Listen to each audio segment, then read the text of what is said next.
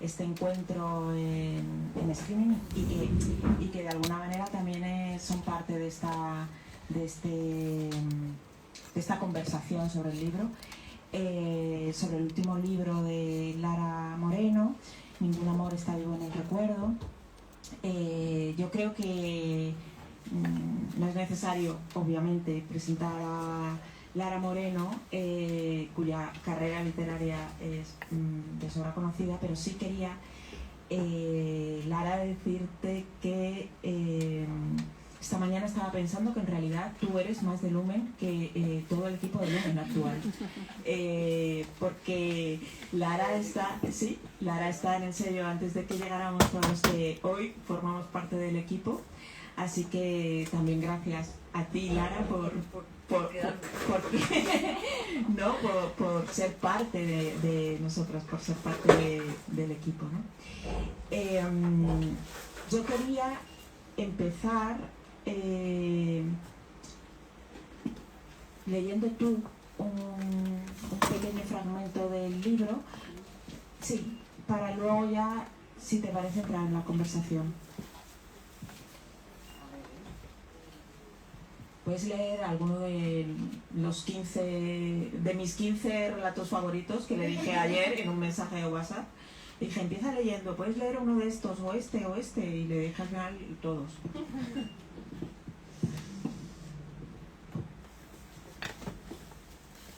Bueno, muchísimas gracias por venir a acompañarnos. Y gracias a Alberti y a su equipo maravilloso.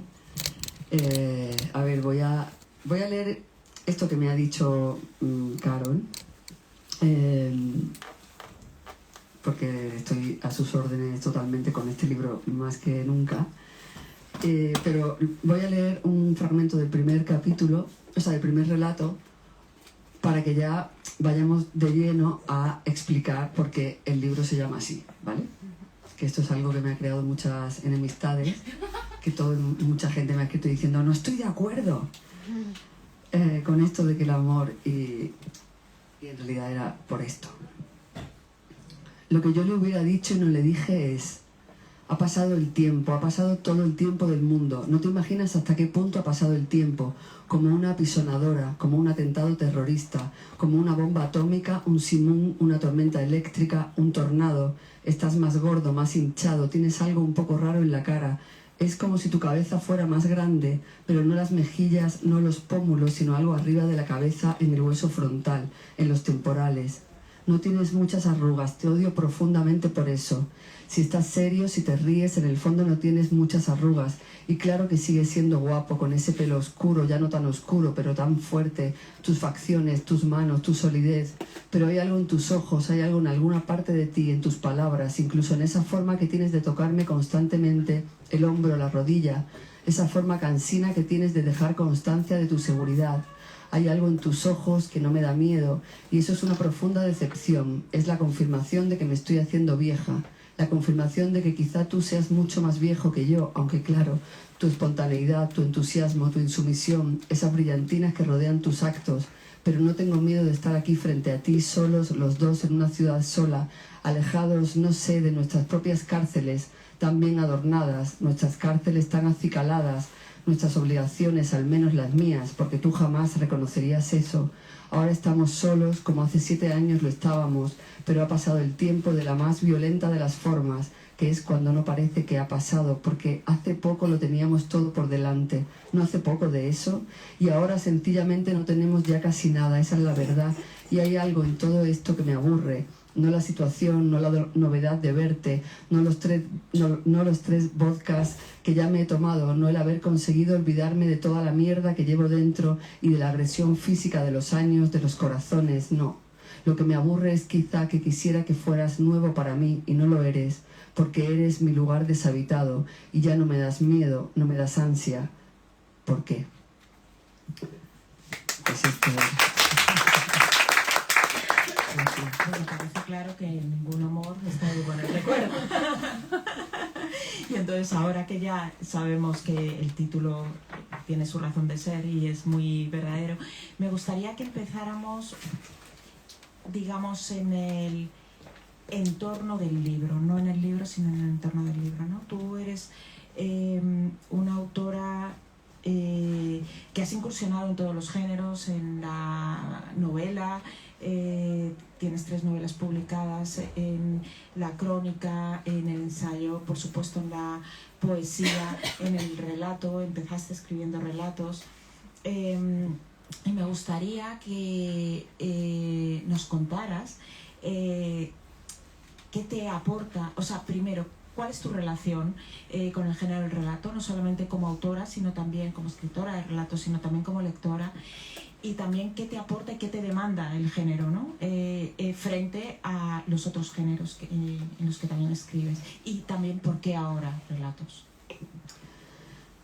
Pues la realidad es que el género del relato es el menos exigente para mí. No estoy hablando de la pulsión de la escritura, de la técnica, de un montón de cosas que tienen que estar igualmente reforzadas, ¿no? Con el relato o con cualquier otro de los géneros. Pero es cierto que yo, que empecé escribiendo relatos y que soy una escritora bastante caótica, podemos decir, o sea, cuando me pongo a hacer algo, lo hago de una forma muy lineal y seguida, pero no tengo un sistema, ¿no? No tengo una... digamos que los libros entran en mi vida de una manera y la arrollan y voy intentando meterlos como buenamente puedo, ¿no? Y siempre tuve una relación con el relato muy lúdica, más que con ninguno de los otros géneros, ¿no? Por supuesto, más que con la novela. Con la novela puedo tener el disfrute brutal de la escritura, posiblemente llevado a la máxima exponencia, ¿no? Con la poesía es algo muchísimo más interno y mental y una cosa mucho más tanto del pensamiento como de la sensación, ¿no? O sea, sensitiva, pero está o sea, depende, ¿no? de unos estados de ánimo, ¿no? Y de conciencia muy particulares que no dependen de mí todas las veces, ¿no? Pero el relato fue el género con el que empecé a escribir y fue el género con el que empecé a juntarme con gente para escribir, ¿no? O sea, durante muchísimo tiempo, cuando todavía no me consideraba una escritora, ¿no? Profesional, por supuesto, aprendí a tener en el relato una zona de confort que luego he podido trasladarla al resto de géneros, pero muy ligada al juego, ¿no? Como esto que dice Cortázar, ¿no? De que al final la literatura siempre, que no nos olvidemos nunca de que siempre es un juego, ¿no? Y esta cosa de, me siento y escribo un relato y ya está.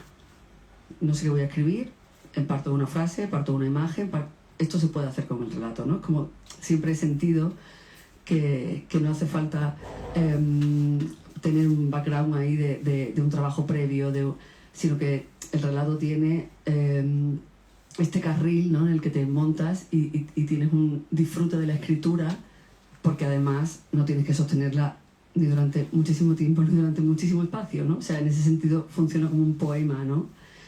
E igual que durante un montón de años estuve haciendo talleres, no en los que yo daba clase, ¿no? Sino que nos juntábamos un grupo de personas todos los miércoles, por ejemplo, durante años, y escribíamos un relato para ese miércoles y lo leíamos. Y esta facilidad a la que nunca le tuve miedo de ponerme el martes para escribir el relato del miércoles, ¿no? Obviamente luego hay un proceso de edición para una posible publicación, que eso es aparte, ¿no? Entonces, en ese sentido, es el que me resulta más fácil. Pero por eso mismo es el que he abandonado durante más tiempo, ¿no? Porque lo cierto es que cuando la novela entra en tu vida, estás fastidiada, ¿no? Y en este libro que está compuesto por 15 relatos, tú lo dices en la nota final, en la nota de la autora,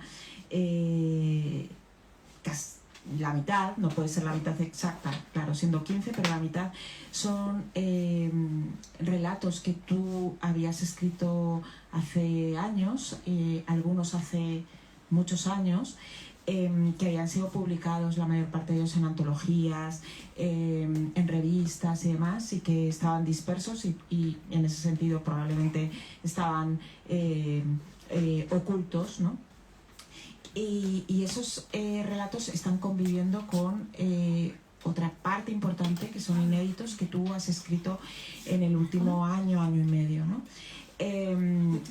Ese volver a esos relatos escritos hace tantos años, que a mí me parece como un ejercicio de una gran valentía literaria, ¿no?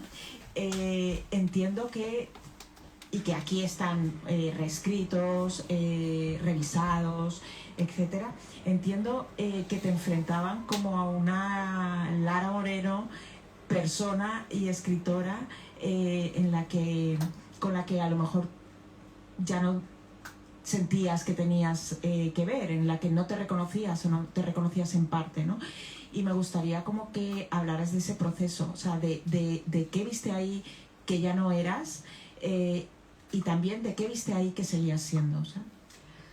Pues, a ver, aquí tú tienes eres bastante protagonista en todo este proceso, y ahora lo voy a explicar. Siempre digo que se escribe un poco contra la vida, ¿no? Por suerte, o a veces no por suerte, ¿no? La experiencia y el tiempo, no solo el tiempo que pasa, sino el tiempo que tienes, condicionan al final lo que las obras, ¿no? En muchísimos sentidos, ¿no? Entonces, este libro de relatos, o la idea de este libro de relatos, nació hace mucho tiempo, ¿verdad? Antes incluso de La ciudad, porque María Fasci y yo, estuvimos hablando de este libro de relatos antes de que yo hubiera empezado a escribir La ciudad, ¿no? Y quedamos en publicar, bueno, pues eso, una revisión de los últimos relatos que tuviera por ahí desperdigado, que es verdad que quedan un poco ocultos, ¿no? Y al final son cosas que te han parecido, dignas de guardarse, ¿no? En algún lugar. Y luego estaba la idea de ampliarlo un poco, pero es verdad que en origen lo que yo le entregué a María hace mucho tiempo era una cosa que no tiene nada que ver con esta, ¿no? Eran muchísimos más textos, pero yo también era una persona con muchísima menos experiencia, ¿no? Y con un apego por lo que has hecho, ¿no? Más fuerte. Creo que esto te lo da la experiencia, ¿no? O al menos a mí me lo ha dado, ¿no? La capacidad de desprenderte de las cosas con el paso del tiempo, cuando realmente ya no te reconoces en ellas, ¿no? Entonces llegó a La ciudad con toda su vida, y esto se quedó aparcado. Y claro, cuando decidimos retomarlo, como no tengo tiempo para nada, esto es, lo repetiré seguramente 2 o 3 veces más a lo largo de hoy, me encontré con, vale, tenemos esto, hay que quitar algunos, porque esto ya no interesa, esto sí, y hay que aumentar un poco, pero igual como, yo qué sé, 2 o 3 relatos, ¿no? Pensaba yo. Escribo 2 o 3 relatos nuevos y ya tengo como una percha, ¿no? Con la Lara de ahora. Pero como no tenía ningún tiempo, pues le dije a Carolina, tía, echa un vistazo a esto y dime sinceramente qué funciona y qué no funciona. Y también cuando tienes una confianza plena, ¿no? Y una seguridad plena en que la gente que va a trabajar contigo, el libro, y yo trabajo mucho tiempo de editora, o sea, y bueno, creo que sé valorar esto bien, ¿no? Porque pues es muy fácil, porque yo no tenía tiempo a lo mejor para ponerme delante de cada uno. O sea, dije, voy a hacer lo que me diga Carolina. Y claro, ella me mandó una relación de relato por relato, un comentario, ¿no? En el que me explicaba a veces, pues este no lo veo, o este lo veo, pero tendrías que... No. Y era como, no, pues si es como este, creo que no, ya, vale, fuera este. O sea, me voy a quedar solo con lo que sí. Y claro, cuando me quedé solo con lo que sí, porque podía tenerle algún apego a otros, pero es como no, o sea, no, ya está. Si aquí no, este libro no es solo mío, ¿no? A estas alturas, resultó que había que escribir más de los que en un principio había que escribir, ¿no? Claro, también por falta de tiempo, se te olvida el goce absoluto que es escribir relatos, ¿no? Y al principio era como, ¡buah! Tengo que... Porque este libro, creo que lo he escrito en las condiciones más precarias, que voy a explicar esto de la precariedad, porque obviamente no es que tenga una vida precaria ni muchísimo menos ahora mismo, ¿no? O sea, estoy bien, pero claro, cada vez tengo menos tiempo por determinadas circunstancias, ¿no? Entre otras cosas porque de pronto pues tuve una bebé y ya ni siquiera tengo un espacio mínimo en mi casa para escribir, ¿no? Y era como, vale, pues tienes que escribir este fin de semana, o sea, vale, ya tengo tenía unos cuantos ideados e iba poco a poco, ¿no? Y ella me dijo, íbamos fatal de tiempo. Y de hecho hubo un hecho también así personal, ¿no? En la familia, ¿no? Que un momento en que dije, igual no puedo abarcar todo esto. Y Carolina me dijo, no pasa nada, si tienes que pararlo todo lo paramos, pero si quieres yo lo voy poniendo todo en marcha, voy corrigiendo lo que ya me has entregado y vas metiendo los relatos hasta el último momento, hasta 5 minutos antes de entrar en imprenta, ¿no? Tú me vas dando los relatos que vayas escribiendo. Entonces el primer proceso de enfrentarme a los antiguos, pues seguramente habría sido muy distinto. Hice caso de 4 comentarios súper importantes, ¿no? Que no te das cuenta, ¿no? De cosas de repeticiones, estructuras, ¿no? Estilísticas, que es verdad de las que abusas. Entonces tenía eso súper claro y tenía claro que no teníamos tiempo y que yo tenía que confiar en que esos relatos que habíamos decidido que estuvieran eran los que tenían que estar, ¿no? Y fue muy interesante porque me encontré en cada uno de ellos, ¿no? De hecho, algunos que son a lo mejor los más alejados, pues también fue súper interesante hacer el trabajo de edición, ¿no? Y construirlos, ¿no? de otra manera para darles otro sentido incluso, ¿no? Y bueno, me quedé... estuve en paz, ¿no? Con esa Lara que es una... Claro, esos relatos están escritos durante 10 años, pero en momentos diferentes.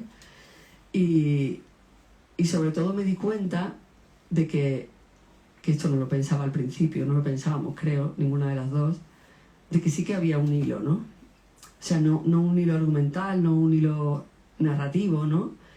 Pero sí había un hilo temático, atmosférico, había una esencia, ¿no? que se repetía en todos, en los que habíamos elegido y los que estaba incluyendo nuevos, ¿no? Así que nos quedamos luego muy contentas con el resultado. La verdad que sí. Y precisamente ese hilo, de esos hilos que van como uniendo unos relatos a otros y que hace que haya como una atmósfera común, que todos los relatos acaben pareciendo hermanos unos de otros, me gustaría que ya empezáramos a hablar como de esos hilos, ¿no? Entonces, para mí hay 2 hilos fundamentales de los que me gusta, que creo que además son muy importantes como en tu literatura, de los que me gustaría que hablaras y que curiosamente los defino los dos por una negación, ¿no? Que es, uno es lo que ya no hay, la falta, el agujero, la grieta. Parece que todos los personajes sienten eso o se dan cuenta de eso, de que están ante una grieta, ante un agujero. Y si no se dan cuenta, el lector sí. Y el otro, que como digo es también una negación, es lo que no se dice, el silencio, lo que no se dice porque no se puede decir o porque no se quiere decir. Y creo que esos son 2 hilos que sí que van uniendo todos los relatos y que me gustaría un poco que hablaras de ellos.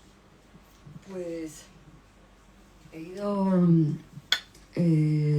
como siempre pasa, mientras escribes un libro no tienes tantas ideas sobre el libro, ¿no? Muchas veces llegan tus propias ideas sobre el libro cuando luego empiezas a compartir en entrevistas y en las distintas reflexiones, ¿no?, de los lectores y las lectoras y empieza a formularse, ¿no?, otra realidad. Por ejemplo, has dicho lo primero, lo que ya no hay, ¿no? Alguien me preguntó al principio de todo esto que si la nostalgia era muy importante, ¿no?, en los relatos, ¿no? Y yo lo negué, no, la nostalgia no me parece como que no, creo que no me agarro a la nostalgia como punto de partida para escribir. Estas cosas que tienes a veces, ¿no?, de quizá un prejuicio frente a algunos conceptos, porque en realidad sí creo que hay muchísima nostalgia, melancolía, ¿no?, en muchísimos de estos relatos, ¿no? Más incluso que la soledad, que es también otra cosa que me preguntaron, ¿no? Porque más que soledad hay incomunicación, ¿no? Y aislamiento. Y hay, que es, bueno, claro, porque una cosa lleva a la otra, ¿no? Que es pues la otra cosa que dicen, ¿no?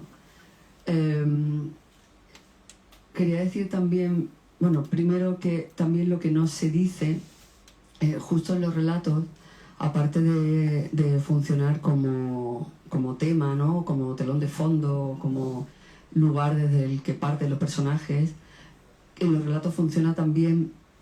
O sea, creo que en los relatos es donde, por eso son tan divertidos también de escribir, donde el tema y la técnica, ¿no?, tienen una correlación más directa, ¿no? Entonces todo es muchísimo más, está más en la superficie, ¿no? Los laberintos narrativos que tengas que hacer para, claro, tienes muy poco espacio, entonces ¿cómo cuentas?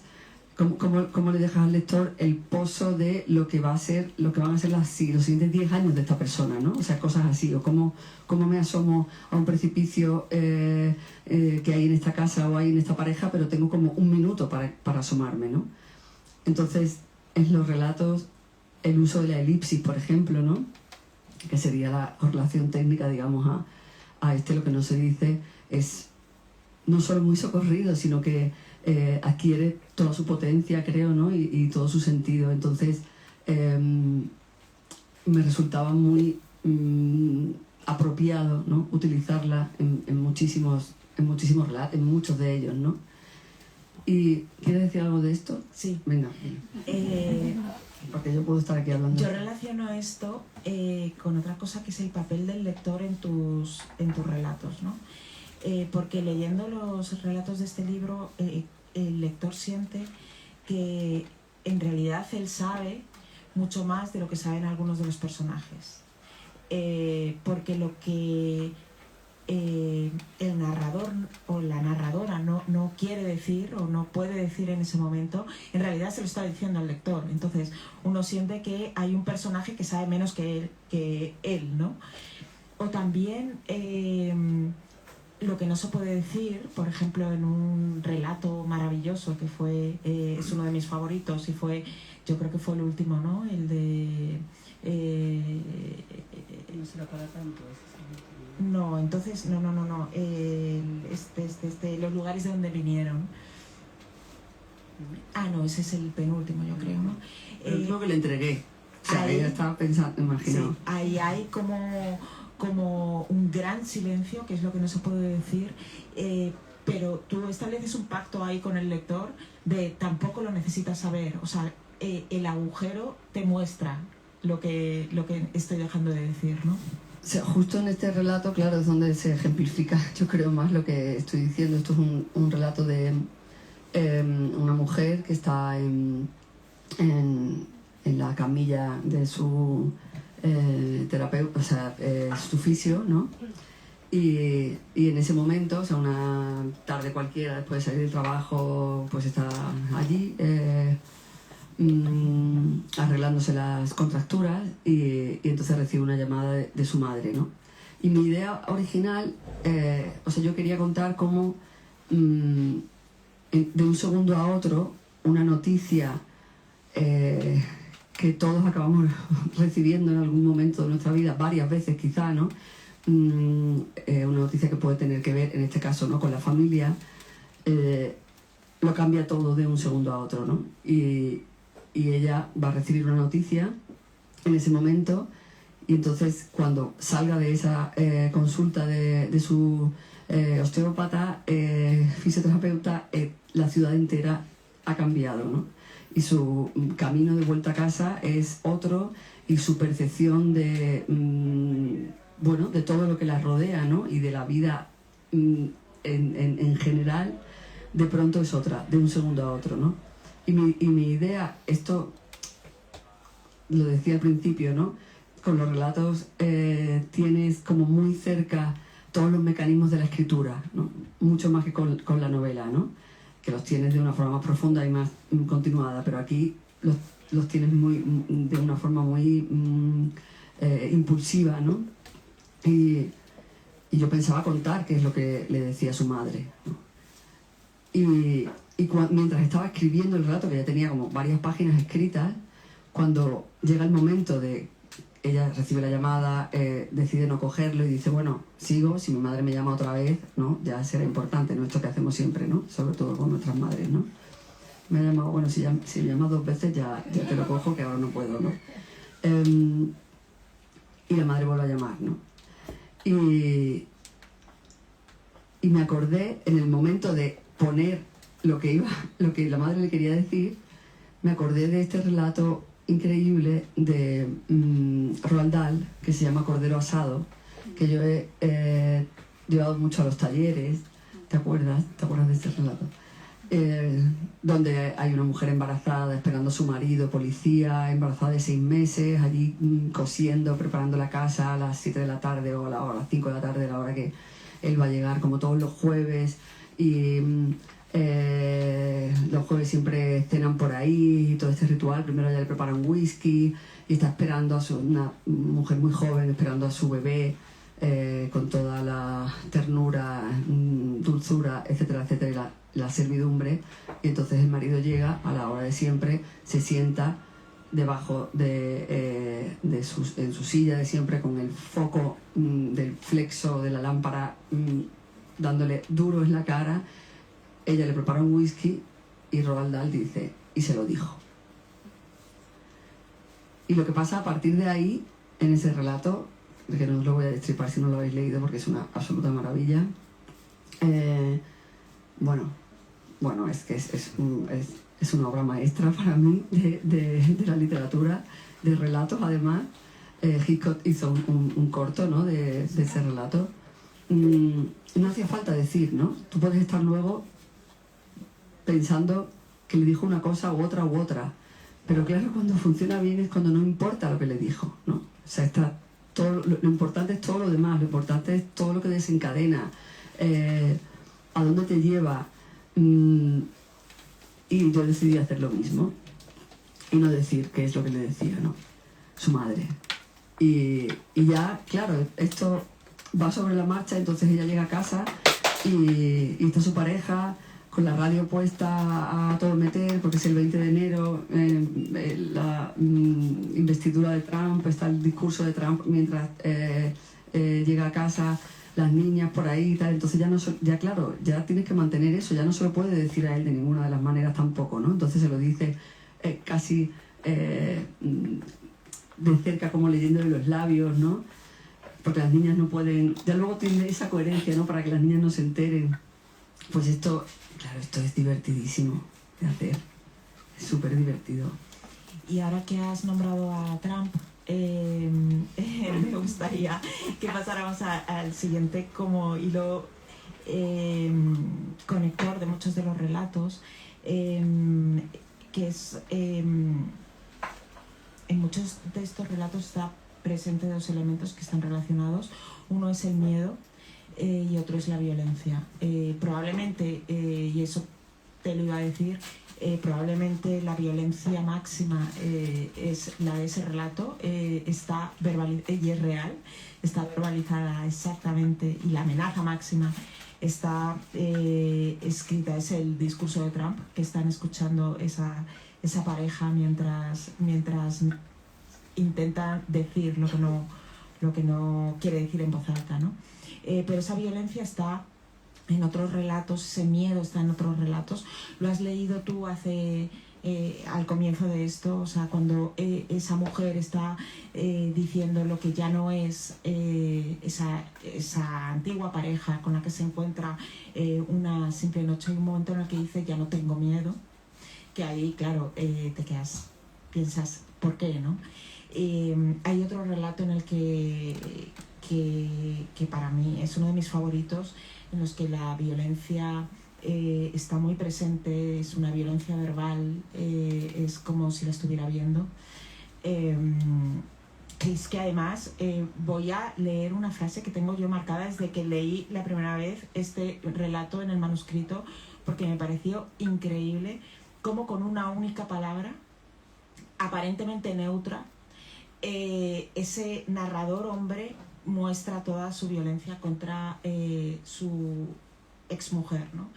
Está diciendo que está imaginándose a la exmujer, cómo será la vida de la exmujer cuando él ya no está, cuando ya no están juntos. Entonces empieza a decir que se la imagina con esa chaqueta ancha, vieja, amorfa, que todas tenemos en casa y que es el sinónimo del confort máximo, ¿no? Y de esto, pero que a él pues evidentemente no es lo que él quiere para su mujer, ¿no? Y dice la siguiente frase que a mí me lo dice: especifiqué que no era sexy, especifiqué entre risas que qué cosa más fea, y dije, la violencia de ese especifiqué, ¿no? Entonces quiero que me hables de esto, del miedo. ¿Está también el miedo al otro en algunos de los otros, en algún relato? Mira, esto igual es una sensación que a lo mejor solo tengo yo. Yo me he enfrentado a este libro después de escribir La ciudad, que es el lugar narrativo en toda mi trayectoria donde yo me he enfrentado a la violencia con más, a pecho descubierto, con más sordidez, ¿no? Y con más dureza, ¿no? Claro, o sea, yo parto de ahí. Entonces, vengo de escribir La ciudad y pienso que ahora voy a escribir o a publicar un libro de relatos agradables, ¿no? Donde a la gente no le pasa, o sea, a la gente de aquí está todo bien, o sea, no les pasa nada. Son problemas de primer mundo, Absolutamente. vamos. Claro, luego, pues como siempre, pues empiezan esto, ¿no? La lectura, ¿no? Del otro, ¿no? Porque hay muchísimo desasosiego, porque hay muchísima violencia, y digo, joder, ¿qué tanta violencia? ¿Qué les pasa? Si no les ha pasado nada, no me faltaba nada. No lo voy a decir porque eso lo aburra y no lo va a entender nadie, pero bueno, un verso de Angélica Lidl, ¿no? ¿De qué te quejas, mujer, no? Claro que hay violencia, pero fíjate que violencia, claro, pues aquí estamos hablando de una violencia muy poderosa, pero muy sutil, ¿no? Porque en la ciudad he desarrollado esto a la máxima exponencia, ¿no? En todas las protagonistas, ¿no? La violencia económica, la violencia de género, la violencia racista, la violencia institucional, la violencia, o sea, todas las violencias, ¿no? Entonces, sin embargo, aquí, claro, siempre hay un poco de violencia porque estamos siempre rodeados de violencia, ¿no? Porque en nuestras relaciones recibimos y perpetramos también, ¿no? O sea, ejecutamos la violencia en un montón de momentos, ¿no? Pero sí que me he dado cuenta de que el miedo sí es, para mí, más que la violencia, un elemento que está en todos estos relatos, ¿no? Y además el miedo tratado desde un lugar también muy diferente, en mi opinión, o por lo menos mi intención, del miedo tratado en la ciudad, ¿no? He querido describir a casi todas las mujeres de este libro de una manera mucho más, desde luego no desde el punto de vista de víctimas, aunque evidentemente todas y todos siempre somos víctimas, ¿no? de un montón de movidas que nos atraviesan y que no podemos, de las que no podemos deshacernos, ¿no? Pero las mujeres de este libro, para mí, muchas, tienen un miedo que veo en muchísimas mujeres a mi alrededor, que veo en mí misma, que es un miedo que se va acrecentando con el tiempo, me parece, ¿no? Que es un miedo que al principio no tendríamos que tener, a priori no tenemos que tener miedo por nada, ¿no? Pero vamos teniendo cada vez más miedo a una falta de control, ¿no? Un miedo a la muerte, un miedo a la enfermedad, un miedo a la soledad, un miedo un poco histriónico a veces, ¿no? Al otro. Y me ha parecido interesante tratar este miedo desde ambos lugares, ¿no? Por ejemplo, hay un relato, no será para tanto, ¿no? Que son dos vecinos, que yo también empecé escribiendo desde un punto de vista, quería escribir una historia y acabé escribiendo otra. Yo quería escribir la historia de una mujer que tiene una mujer pues ya jubilada, que vive sola en una urbanización de la playa y tal, y tiene un vecino un poco extraño que bueno, la violenta, ¿no? De alguna manera, un vecino que la hace sentir miedo, ¿no? Que la pone en una situación muy incómoda, casi agresiva, ¿no? En un momento dado, ¿no? Entonces yo parto escribiendo el miedo de esta mujer y empiezo a describir al vecino desde su punto de vista, y conforme voy escribiendo me doy cuenta de que el miedo de esta mujer está potenciado por un montón de cosas que no son él, que no tienen nada que ver con él, ¿no? Y empiezo a tener cada vez más empatía con él, ¿no? Y me voy dando cuenta de que evidentemente lo que se ha creado entre ellos es un agujero insalvable basado sobre todo en la incomunicación y en los miedos de cada uno. Los hombres de este libro no tienen miedo, tienen otras cosas, ¿no? Están perdidos por un montón de cosas, ¿no? Han podido hacer las cosas mal o bien, tienen una profunda incomunicación con su entorno y con ellos mismos, pero no tienen miedo. Pero ellas sí tienen miedo, ¿no? Y cuando terminé este relato, los dos personajes están a la misma altura, digamos, ¿no? Bueno, que muchas veces o sea, vivimos, ¿no? con este miedo que también tiene muchísimo que ver con la ansiedad, ¿no? La protagonista del relato de Melilla, ¿no? O sea, ha perdido el control absoluto y tiene miedo de un montón de cosas. Por ejemplo, hay un momento que está en Melilla sola y está paseando con un chico de allí, que la lleva a un barrio bueno, marginal, donde él vive y tal, y ahí también le di la vuelta al miedo, ¿no? No quería realmente dibujar el miedo que siente una mujer ante la amenaza, ¿no? El posible peligro sola con un hombre. Quería hablar del miedo de la blanquitud ante el otro todo el rato, ¿no? Y de alguna forma no ridiculizar, ¿no? Pero darle esta vuelta, ¿no? El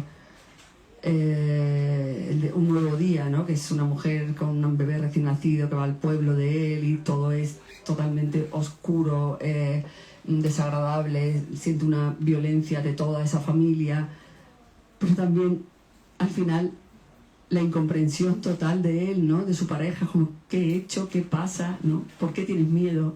O sea, ¿qué es lo que me estás...? O sea, convivimos también con esto, ¿no? Con un miedo que traemos adosado por un montón de cosas, ¿no? Que muchas veces no tiene que ver con nosotros y que tampoco es culpa, ¿no? Del que tenemos enfrente, ¿no? Entonces, bueno, pues no pensaba que estos relatos, o sea, creo que he tratado la violencia desde otro lugar, ¿no? Un poco más difuminada quizá, ¿no? Sí, ya digo que para mí la violencia máxima es el discurso de Trump.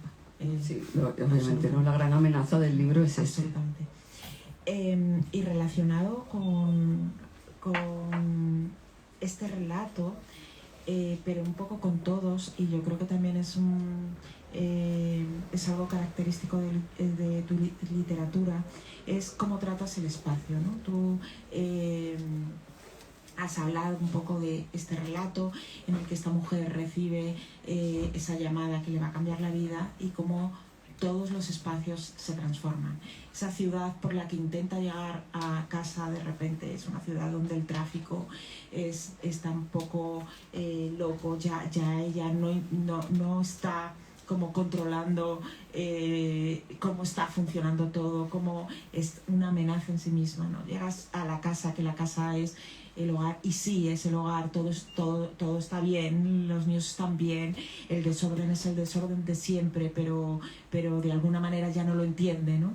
Y esto ocurre con el resto de tus relatos, el de Melilla igualmente, la ciudad de noche, los espacios en tu literatura, pasar en la ciudad, por supuesto en Piel de Lobo, los espacios en tu literatura no son un simple escenario en el que se mueven los personajes, sino que son un personaje en sí mismo y de alguna manera evolucionan y sienten lo que le está pasando, ¿no? Es que esto del espacio que lo he estado tratando y reflexionando últimamente, ¿no? Para un par de cosas que he hecho a posteriori, ¿no? De haber escrito la ciudad, de haber escrito Deshabitar, de haber tratado el espacio en Por si se va la luz, ¿no? En Piel de Lobo, ¿no? De una manera concreta. Y leía por ahí, preparando precisamente una charla, un taller sobre el espacio, que posiblemente es uno de los elementos narrativos menos tratados, ¿no? O tratados como más tardíamente, cuando en realidad es pues que lo contiene absolutamente todo y es donde todo sucede y estamos constantemente atravesados por el espacio, ¿no? O sea, el espacio nos define, el espacio nos transforma. Yo no diría tanto que es un personaje, ¿no? Sino que es un elemento condicionador y transformador y bueno, limita absolutamente, ¿no? O sea, el espacio te traga, el espacio te expulsa. O sea, me parece, en realidad, últimamente estoy ahí, ¿no? Con el tratamiento del espacio en la literatura, porque me parece poderosísimo, ¿no? Creo que esto empezó posiblemente hace muchísimo tiempo con Por si se va la luz, donde yo venía de escribir relatos y era como, ¿cómo voy a escribir una novela si me van a escapar todos los personajes? ¿Cómo voy a sostenerlos durante un montón de tiempo? Y no voy a poder, entonces voy a encerrarlos en un lugar. O sea, esa fue la primera interacción que tuve consciente, ¿no? de qué supone el espacio, ¿no? en la narrativa. Luego, con el paso del tiempo, ya claro, tienes un análisis también de lo que supone el espacio en la vida, ¿no? En la sociedad, en todo, ¿no? En la economía, en las emociones, en todo, ¿no? Pero partiendo de este elemento, ¿no? Original de, para mí, de voy a encerrarlos en algún lugar, claro, que condiciona más que una cárcel cualquiera, ¿no? Pues la casa, o sea, en realidad es que todos los espacios son cárceles, ¿no? De los personajes, ¿no? Y están, los personajes van a estar o luchando por salir, ¿no? O intentando evitarla, ¿no? Bueno, yo creo que ya estamos casi a punto de llegar a la hora del vermú, del vermú prometido por Alberti. Y no sé si alguno de vosotros quiere preguntar algo, quiere comentar algo.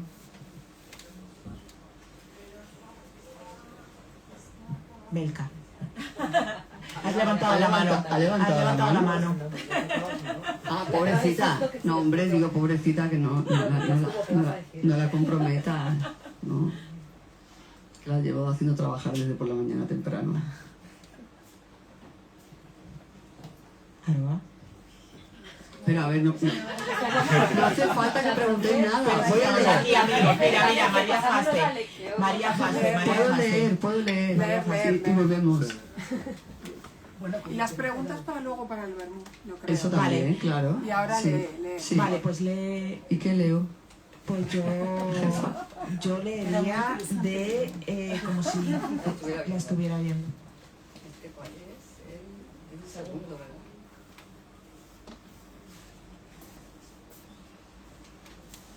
Leo...